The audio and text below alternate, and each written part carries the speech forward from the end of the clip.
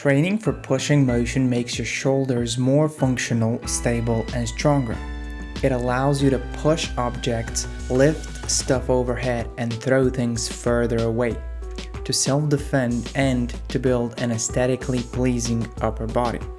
Strong and stable shoulders also enable you to play sports like basketball, soccer, volleyball, handball, and also contribute to most physical activities like swimming or playing tennis or pushing a sled.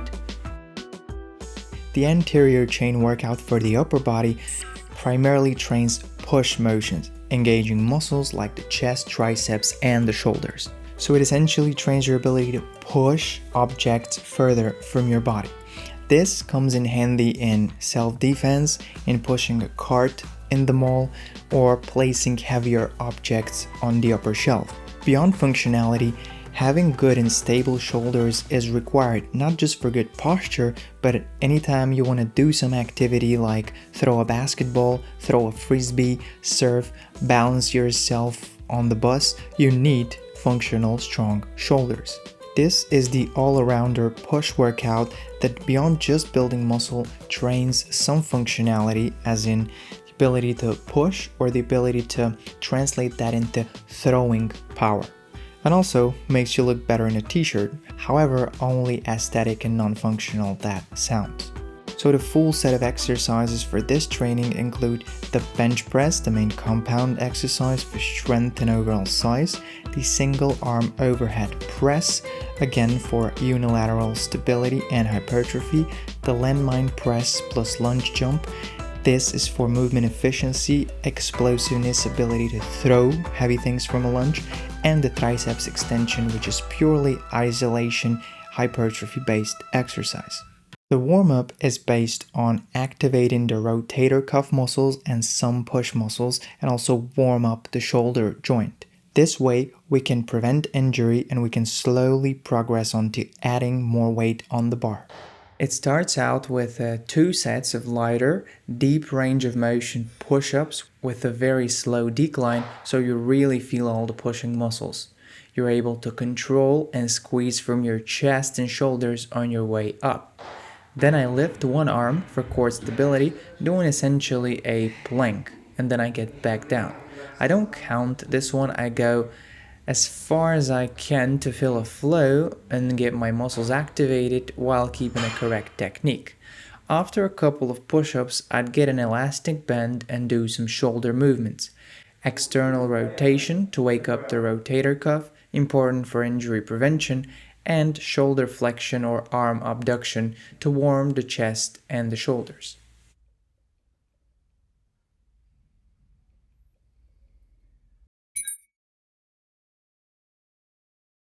The first one is the incline bench press. This is your most important compound exercise that's going to be responsible for most of the gains.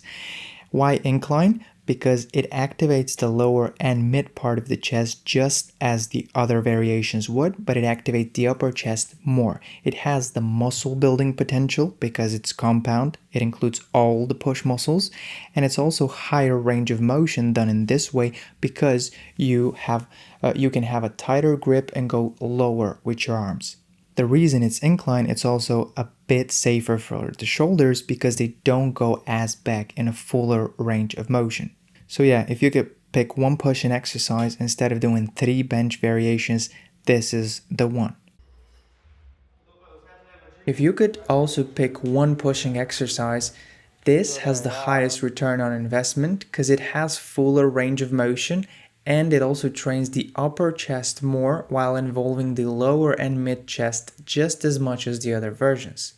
I'd spend about 4 to 5 sets in, making this the main exercise of my workout, slowly progressing from a lighter to a harder set. I make sure to lower the bar slowly by building tension in my arms and shoulder on the way down while resisting. Then I touch the bar down, hold it for 1 second and focus on squeezing the chest together when I push up.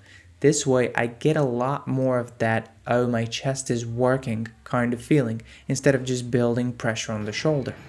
I typically go for weight I can lift 6 to 8 times slowly, so within the range between muscle building and strength.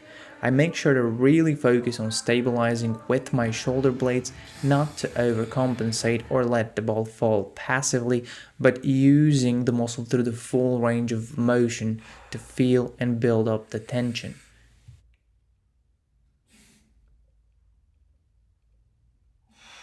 If you already eat clean, lift weights, and wear blue blockers, is there a way to optimize even further? Probably yes. Answer our 33 question quiz and see how filled your battery is from 0 to 100. Anything below 90% still has some extra energy left in the tank to be unlocked. The best thing? The quiz gives you 4 high return on investment areas to improve further. We've packed the last 4 years of research on human health and performance optimization into a simple digital product. Recharge: 11 science backed ways to go from tired to energetic. A digital set of an ebook, 12 high quality videos explaining context, and a habit tracker. Scan the QR code or links in the description. See you on the other side. Second one is the landmine press jump from a lunge. This one is more functional and not really muscle centric, but the point of this is to teach you a proper coordination and gain explosiveness, functionality, and ability to jump off from the hip and translate this force onto the arm towards the object you're trying to push. Starting position is a hip-dominant lunge slightly shifted toward the front foot, straight spine, a position that loads the glutes. The barbell rests in front of the shoulder. The goal is to explode up using the jump-off or push-off power of the hip and, to an extent, the knee extensor quads. This way I can transfer that force on the weight and push it further. It's a complex exercise that requires some coordination or skill learning beforehand. It's a more athletic one in nature, teaching one how to jump off explosively and transfer force from the lower to the upper body using the full kinetic chain. In a way, you'd be storing energy, you're compacting energy on your working side, learning to explode and transfer it onto the other by including diagonal rotation. As when you push off, the core and the hips slightly rotate to extend the force applied. This is very similar to how we humans move, not in linear fashion, but diagonally.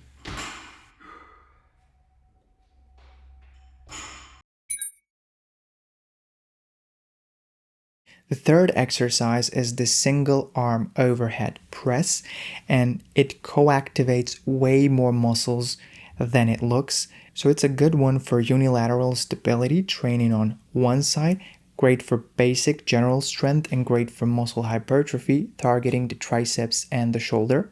But in a way that I'll set it up, it also isometrically activates the hip, increasing stability.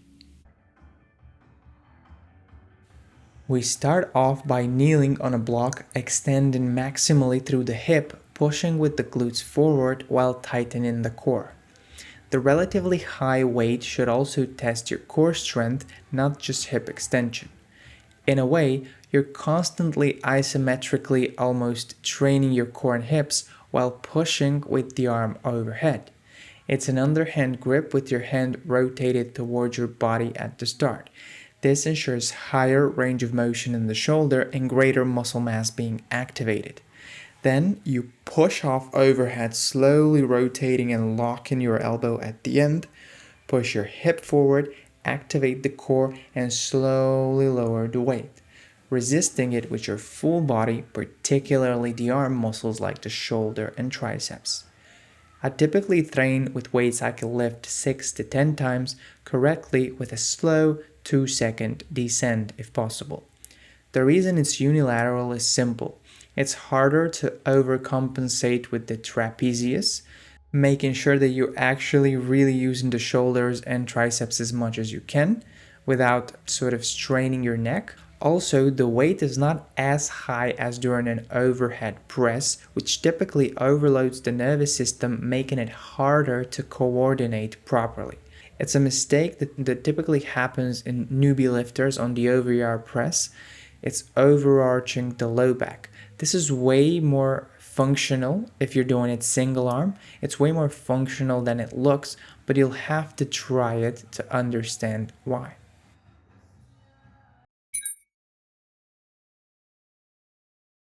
The last one is obviously an isolation one that trains mostly the triceps. It's a muscle-centric workout that's effective for growing your tricep. Not my favorite and not the most functional one. It is a pretty easy and convenient way to grow the arms without having to stress your nervous system so much. This one's purely for aesthetic purposes, but again, nothing wrong with it. It's a pumpy isolation exercise that engages the triceps. Elbows are flexed and locked on the torso, preventing compensation with the shoulder. Execute by extending your elbow, activating the triceps at the end, holding for 0.5 seconds. Then slowly go back and repeat before the muscle relaxes. Pump about 10 to 15 reps, and at the end, if you're unable to do any more, you can just position the handles next to each other and squeeze them together. This will give you up to 5 reps more. It's the good type of cheating. And before you order your next shirt, try it on first. Don't just assume you're staying the same size.